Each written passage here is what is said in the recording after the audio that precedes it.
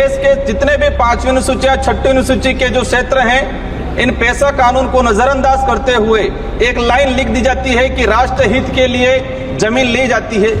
हजारों आदिवासियों को विस्थापित करके किसी एक उद्योगपति को लाभ पहुंचा के कौन सा राष्ट्र हित चाह रहे हैं हम लोग। यहाँ पर हम बिरसा मुंडा जयंती मना लेते हैं, संविधान दिवस की वर्षगांठ मना लेते हैं, लेकिन संविधान के अंदर आदिवासियों के हित के जो प्रावधान है वो आज भी धरातल पर लागू नहीं है।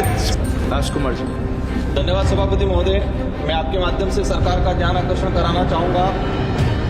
आज हम आजादी का संविधान दिवस लागू होने का 75वां वर्षगांठ मना रहे हैं, लेकिन संविधान के अंदर आदिवासियों के संरक्षण एवं उनके हितों के लिए 5वीं अनुसूची का प्रावधान किया गया है, लेकिन इस 5वीं अनुसूची के प्रावधानों को आज तक धरातल पे लागू नहीं किया गया है। कोई भी सरकार रही हो, ये अनुसूची के प्रावधानों को लागू नहीं करना ये दर्शाता है कि सरकारों की मानसिकता आदिवासियों के लिए कैसी है।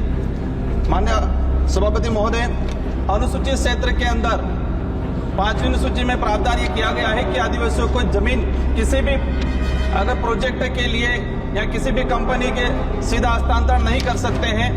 इसके लिए पेशा कानून लाया गया 1956 के अंदर। पेशा कानून में ये प्रावधान किया गया है कि कोई भी प्रोजेक्ट लगाने से पहले उस संबंधित ग्राम सभा से सहमति लेना चाहिए, लेकिन देश के जितने भी 5वीं अनुसूची या 6वीं अनुसूची के जो क्षेत्र हैं, इन पेशा कानून को नजरअंदाज करते हुए एक लाइन लिख दी जाती है कि राष्ट्र हित के लिए जमीन ली जाती है। हजारों आदिवासियों को विस्थापित करके किसी एक उद्योगपति को लाभ पहुंचा के कौन सा राष्ट्र हित चाह रहे हैं हम लोग।